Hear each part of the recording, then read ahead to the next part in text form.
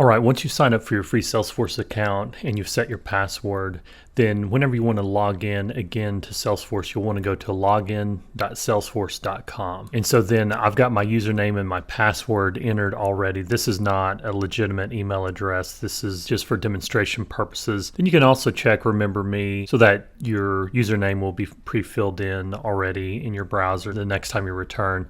And then click Login. I'm going to go ahead and click Save Password. And you can go ahead and register your phone number if you want, or you can say remind me later, or I don't want to register my phone. That way Salesforce, if you forget your password, they can send you a number code that you can enter to verify, and you can get a password reset. But I'm just going to say I don't want to register my phone. Okay, and so now we are in Salesforce and getting ready to experience Lightning Experience.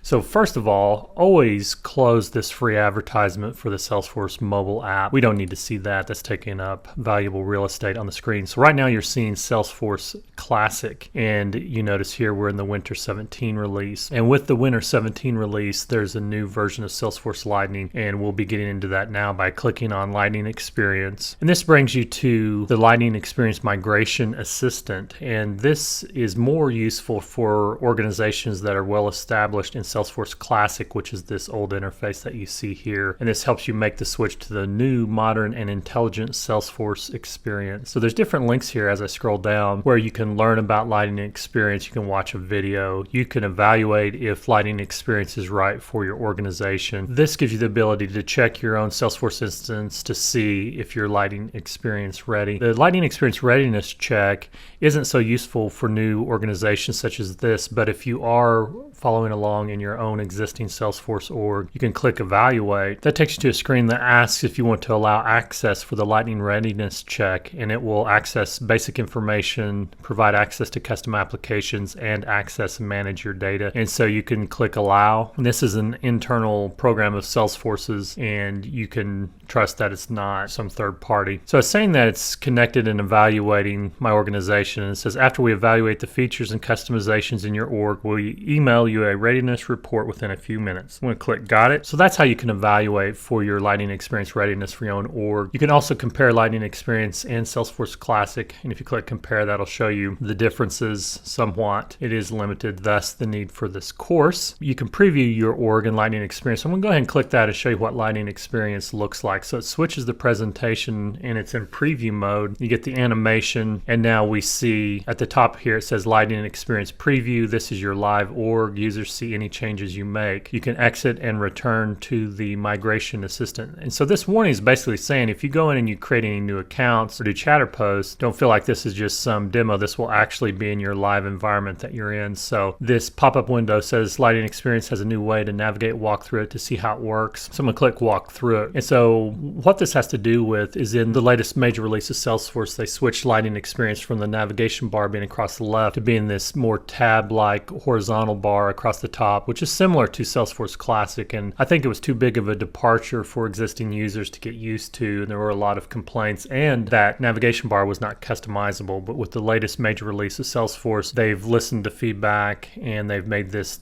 tab bar across the top, and they've made it customizable, and they've also improved how to access applications as well. So I'm going to click Next. And so here's where we talk about meeting the new navigation bar. The name of the application that you're in appears here, and the app launcher is this thing that I'm hovering over. You can click on that and it'll bring up other apps in your organization. I'm not going to do that quite yet. I'm going to click Next to go through this 5-step tour. And so then it's saying that you can easily access the items in your app, find what you need with names instead of icons for easy recognition. That is another good point, is that these tabs actually have names, whereas the old navigation bar, when it was collapsed down on the left in the old version, just had icons, and it was really hard to tell what an opportunity tab was versus accounts and contacts. It was just bad. You had to expand it to see what you were dealing with. So clicking Next, you switch between apps with the app launcher, as I mentioned previously. We'll show that in a later lecture. And then basically we finish. Good to know. So I'm going to exit and return to the Migration Assistant. And so now we're back to the Lightning Experience Migration Assistant, and we've done a few things. We've previewed our org in Lightning Experience. We've shown you how to evaluate for the Lightning Experience readiness. I should be receiving that email shortly.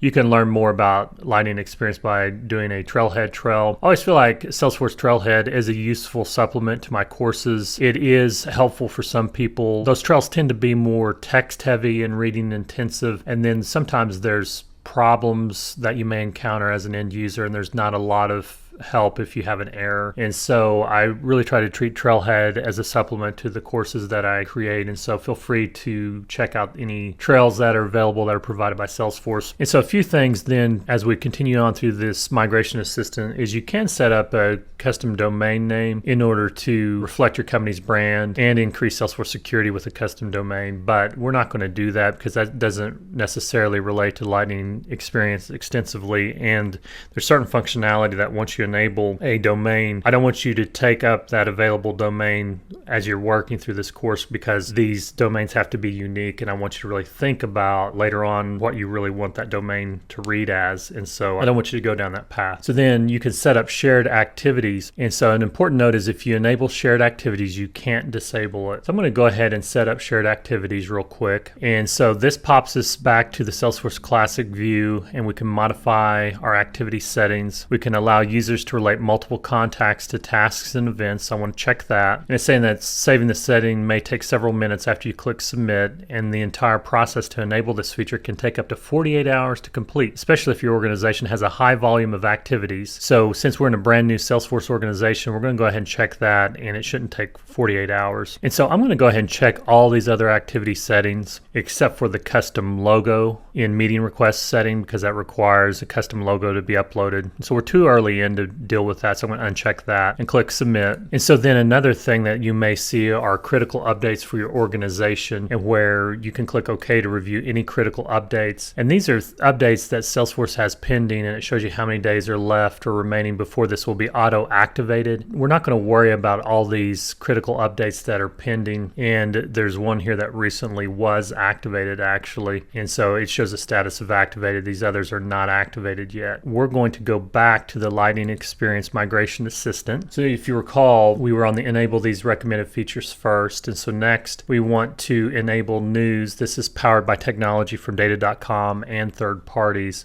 We'll be getting into this a lot more in later lectures of this course. Suffice it to say for now, just go ahead and enable that in your own organization. As well, by default, social accounts, contacts, and leads are enabled.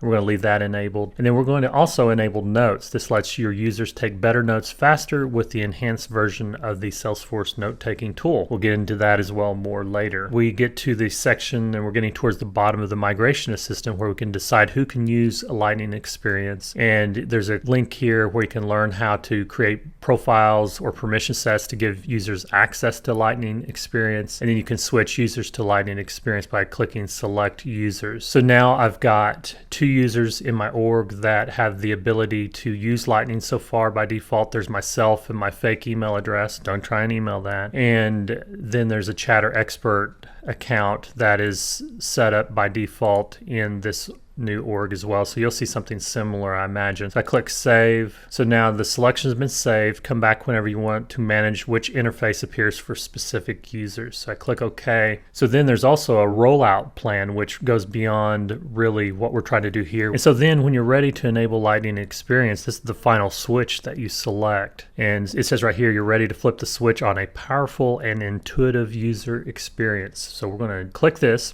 And so it's just confirming if we're all systems go. And so it's just verifying that you've verified everything that you need to. And so you can finish enabling Lightning Experience. Let's just dive in and see what happens. So nothing so far. It just brings you here and it shows that Lightning Experience is enabled. So in the next lecture, I'm going to show you how to switch from Salesforce Classic to the new and improved Salesforce Lightning Experience.